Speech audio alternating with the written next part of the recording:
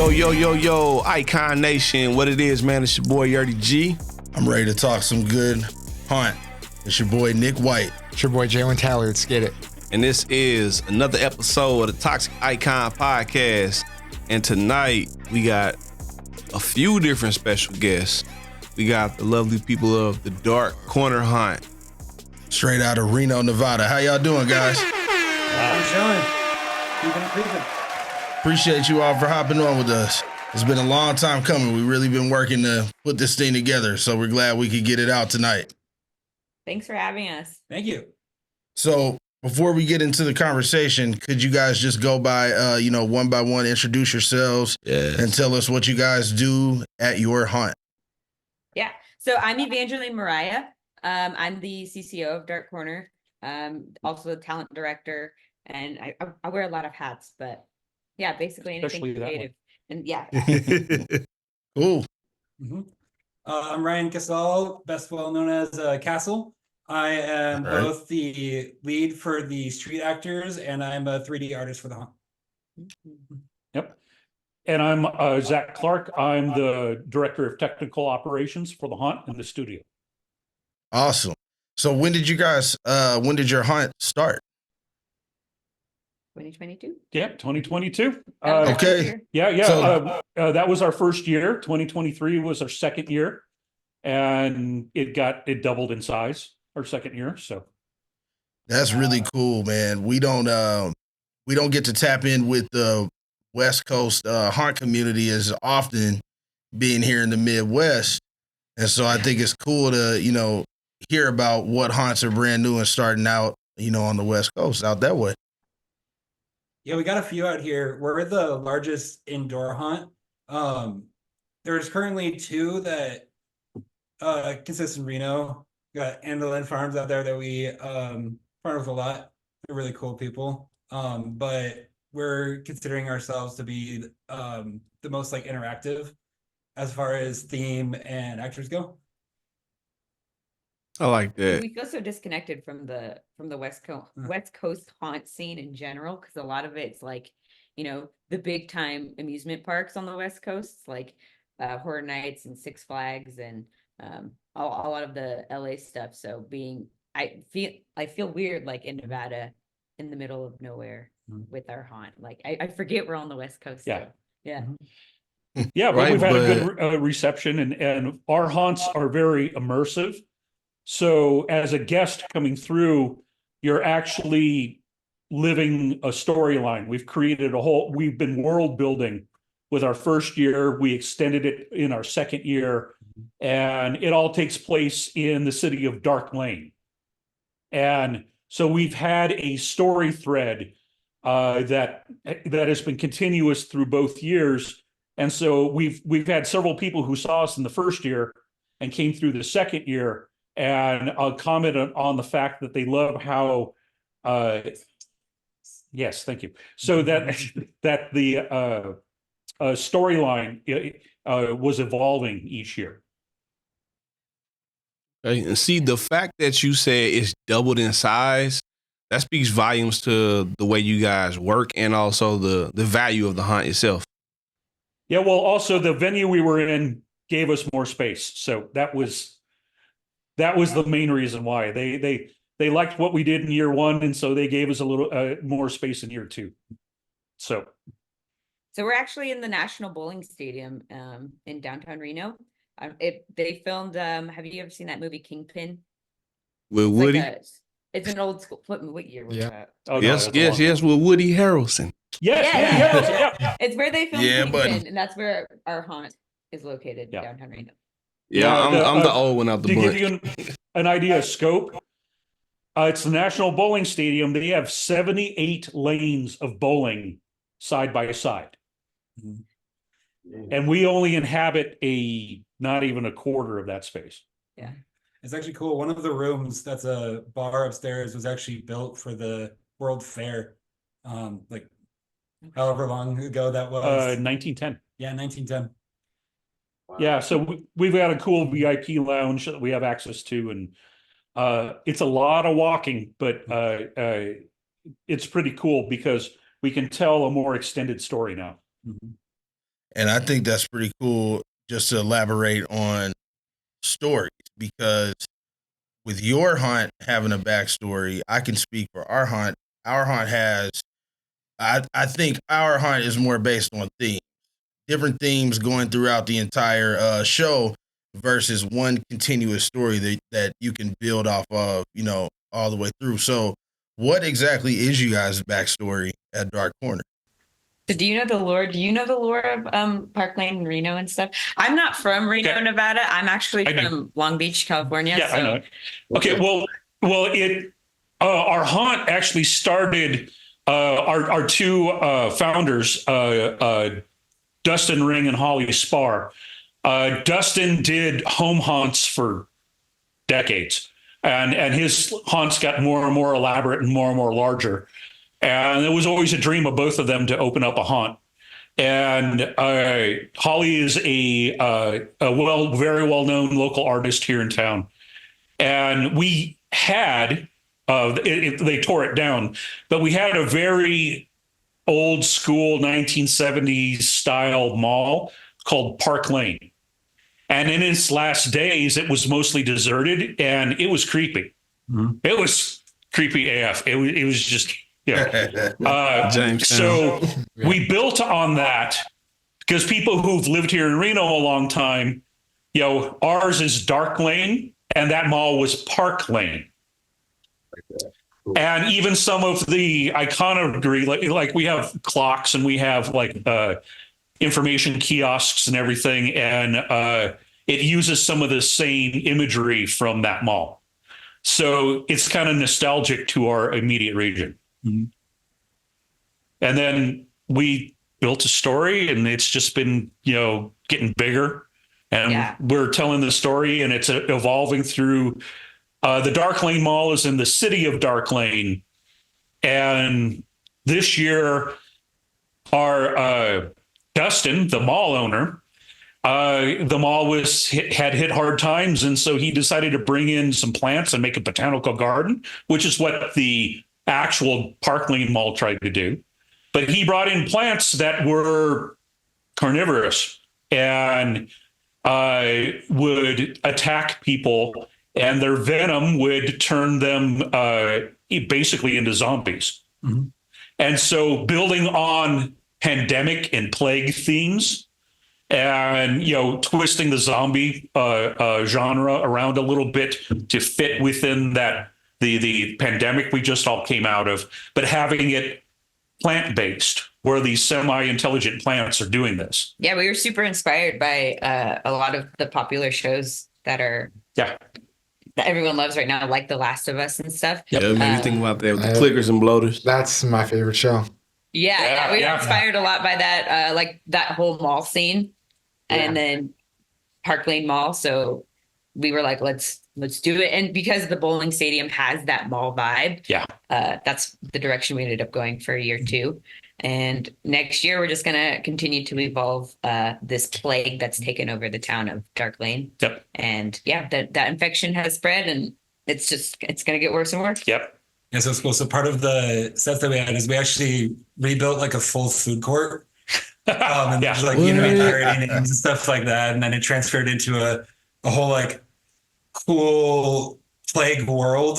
It's really dope. We had a lot of fun with that. A lot of people came in and we have our whole Discord channel where everyone gets to communicate and everyone got to chime in and get creative with the names of the restaurants and stuff. Wait. Let's see. We had Twisted Annie's Pretzels. We had Murder King.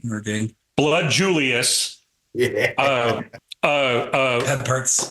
Yeah. That's a good one. We had Block Blister. Block Topic. Mm-hmm. Yeah. We had Elm Street Mattress Store. Factory, yeah. Yeah. So, for Nightmare on Elm Street. We're a nod to them. And, no and it was our very first long view. They come out of a airbagged tunnel, and as soon as they come out, they get this long 75-foot long view through the food court. and we have haze and lighting the right way around. And with all of our audio environments, people would stop and just like, and go, whoa. And then of course, we had very good actors hit them up and move them along. So we were really proud of that. And then of course you get through the mall, you get to the food court, and a freak show has taken over the food court. So you have to deal with all of them coming through. And then you've been infected because one of the plants spits on you at the end. And so actually spits on you. Yeah, it actually spits on you. And then you're ushered on over, through multiple hallways and what we call reset hallways, where we can re-queue the traffic flow if we need to. And then they're ushered into the Dark Lane Sanitarium, which has been taken over as like the plague control, trying to contain the plague in that. And then you go through a hospital setting and it's determined you're infected beyond repair. And so they're going to burn you alive in the boiler room, but you get saved by a member of the staff. And then you get introduced through a laser swamp and all of this to a cult that worships the sickness. Shh, don't tell them too much. Okay. You guys gotta come. Well, you see, it's going to be different. Full story. Yeah. So we have all of these different.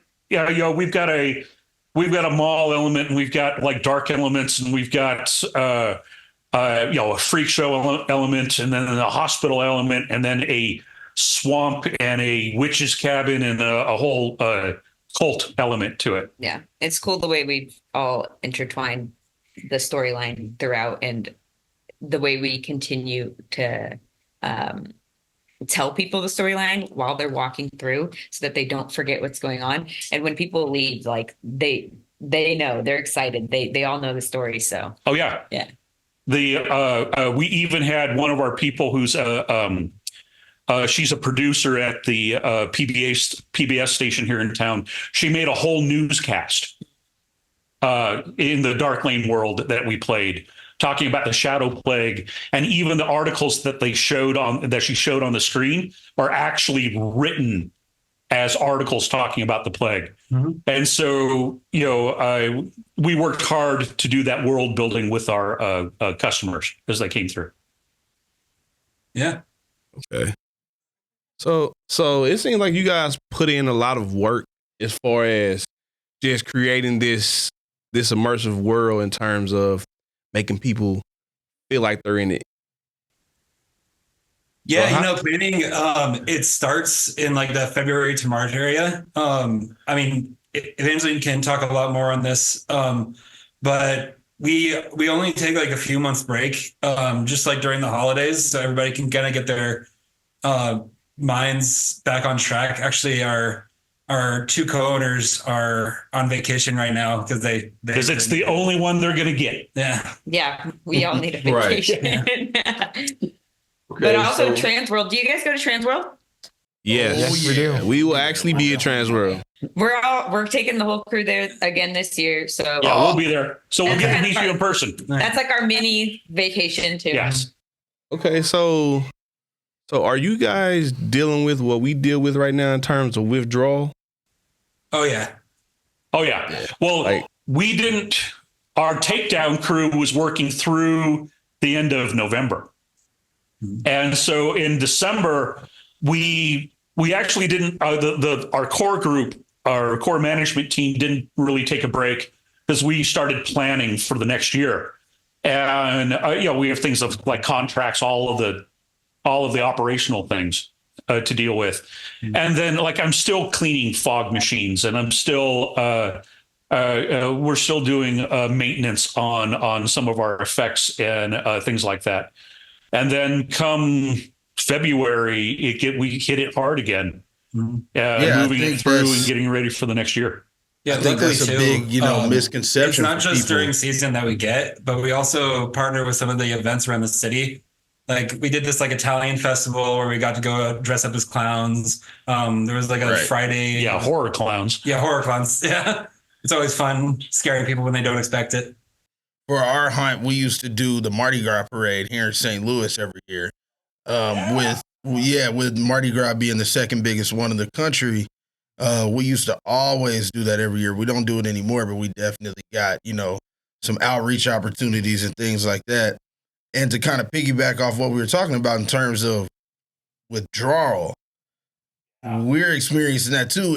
And thankfully we have our podcast because we get to talk hunt, experience hunt, go to different kinds and things like that throughout the year. But I think a lot of people think that at, November 1st hits and that's it for us.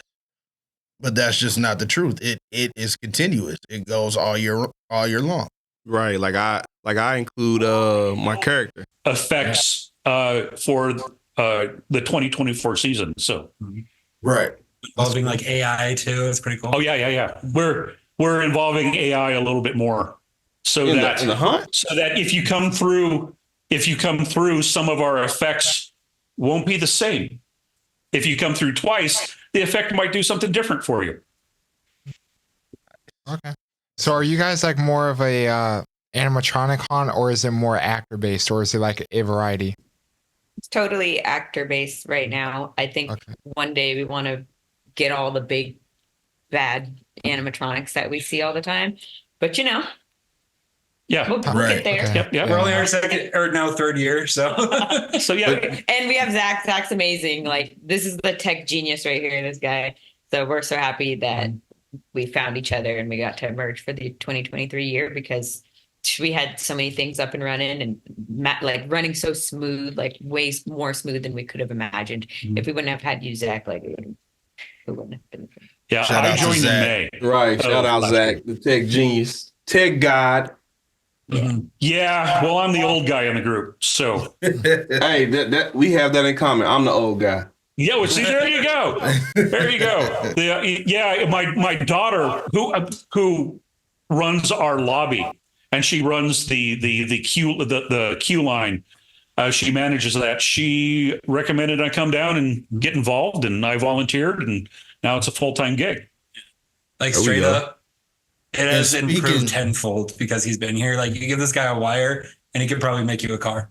Oh, awesome. Oh don't get me started on how the infrastructure was. So yeah, I believe a good electrical, audio, and pneumatic infrastructure. If you get the infrastructure right, everything runs smooth. If you screw that up, it's nothing but pain and suffering. Right.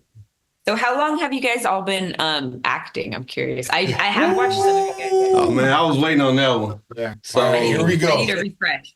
So the 2024 season will be my 22nd year. Wow, that's impressive. Kudos, man. 2024 for me will be year number 11. Jeez.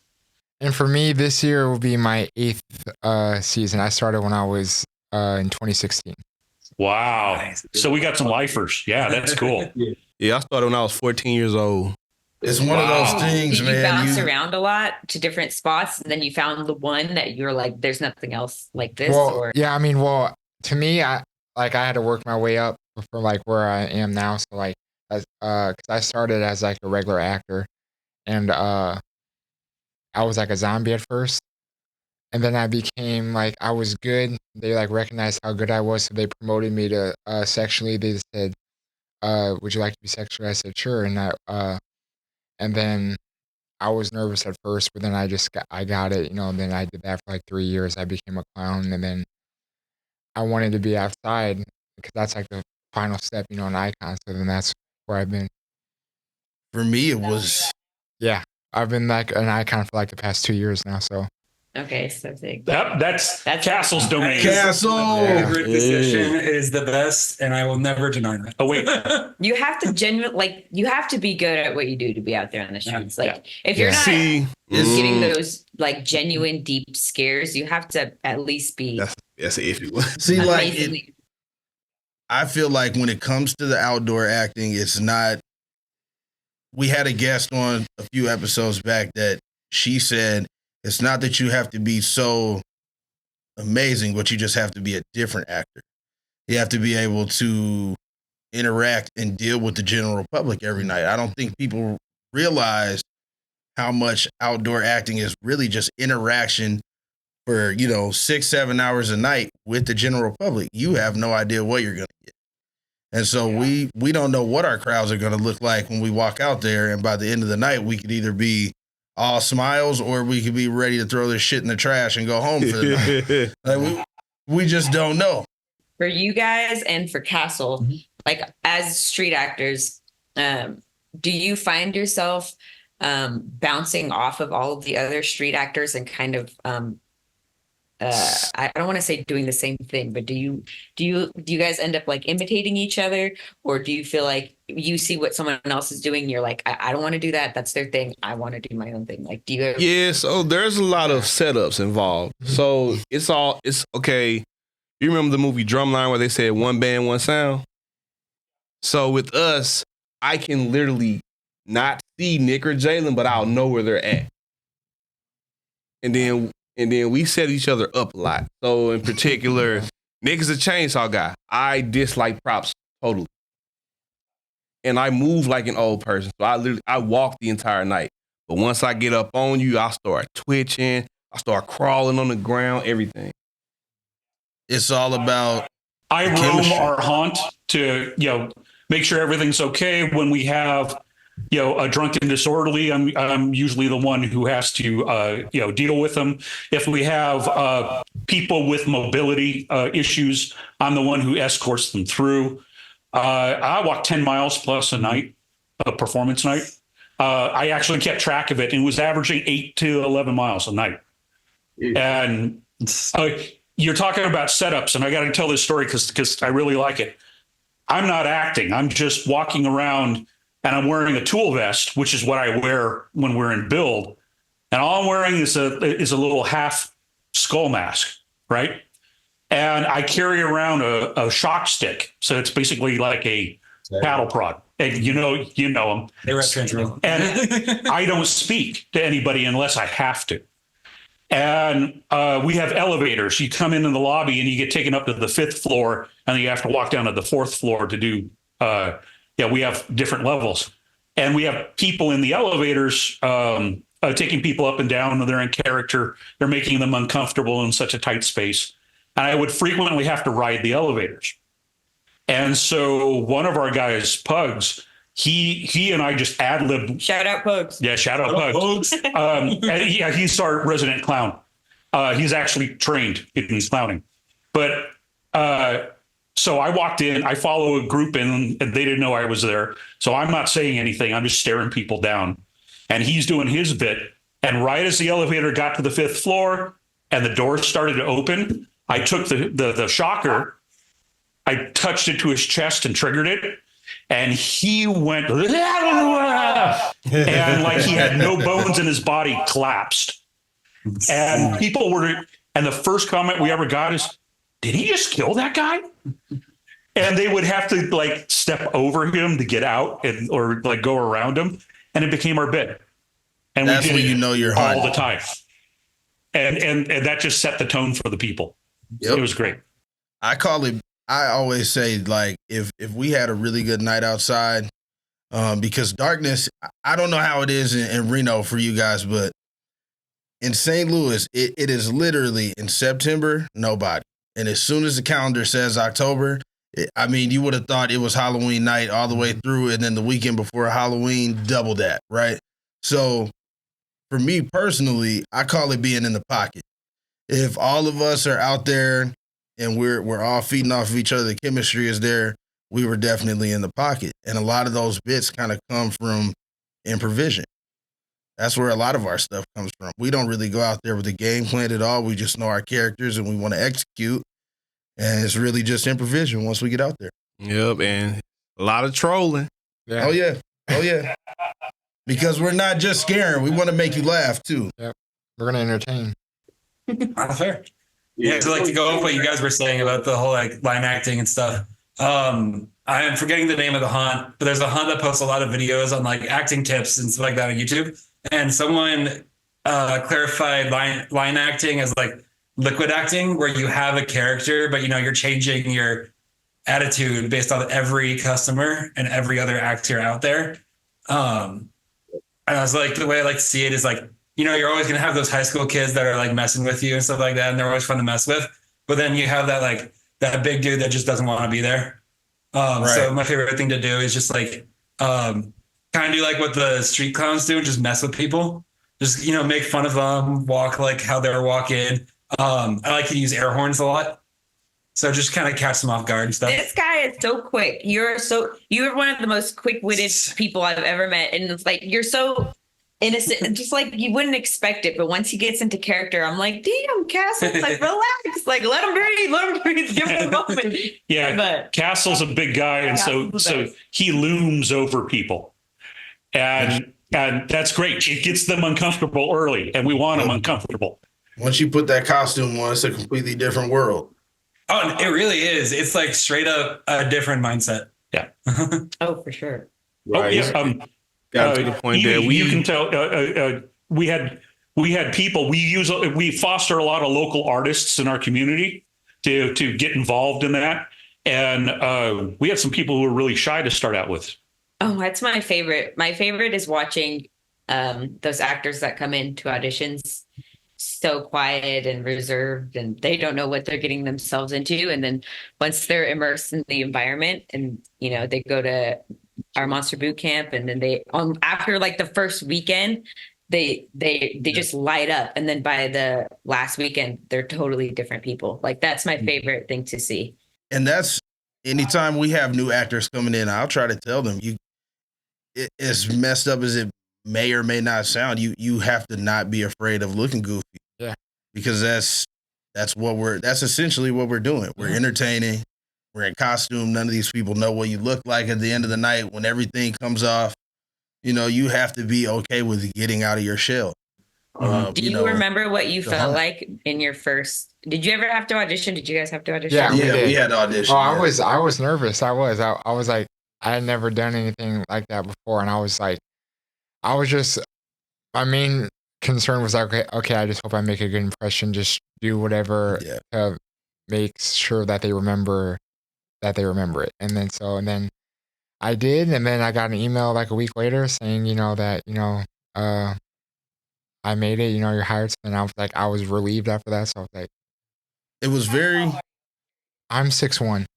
Okay. See, that's an advantage. I'm not going to lie. Like when you're a is an talent advantage. director, you want those tall people. Yeah. People are always freaked out. They're like, damn, you're so tall. Like this is that's the best. Yeah. So it's very I'm 5'1". simple. Oh yeah, They but threw us in the hunt. when Evie has a Hellion character.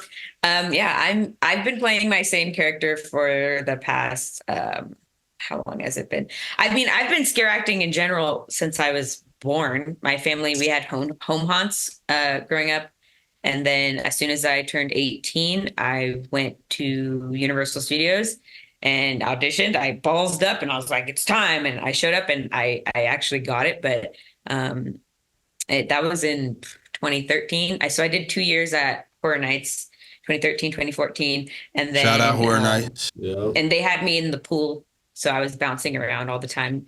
I got to be like Walking Dead zombie. I got to be like a burn victim. I was all over the place, but it was fun getting to experience all the different houses and stuff.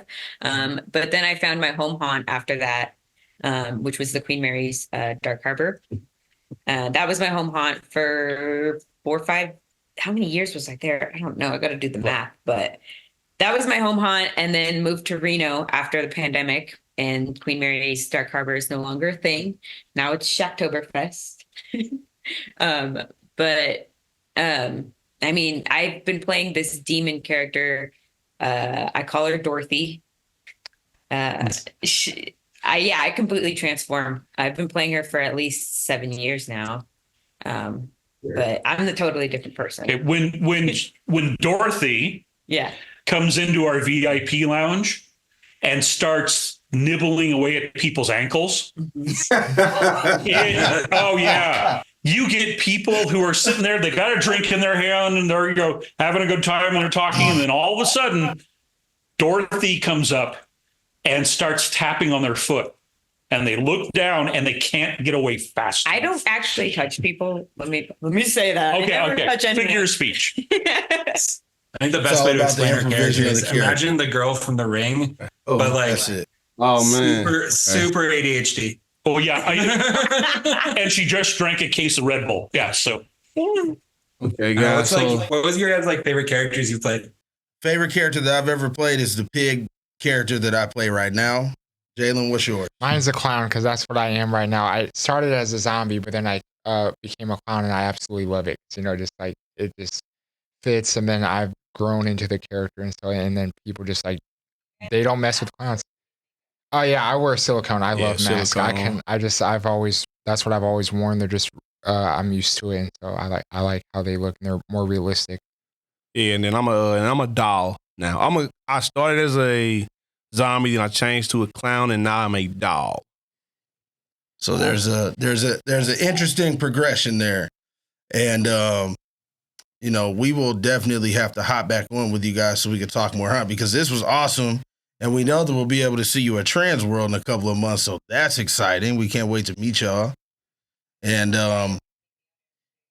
awesome. We would love to meet them, and if you guys don't mind telling our audience where they can find you on social media, anything you can give us about your haunt. So we're at Dark Corner Haunt on across all platforms, TikTok and Instagram, Facebook. We do not have an X/Twitter, but Dark Corner Haunt. We are in Reno, Nevada, downtown Reno. darkcornerhaunt.com. Yep. Okay. Right, man. Well, once again, man, it's your boy Yardie G. Nick White. Jalen Talley.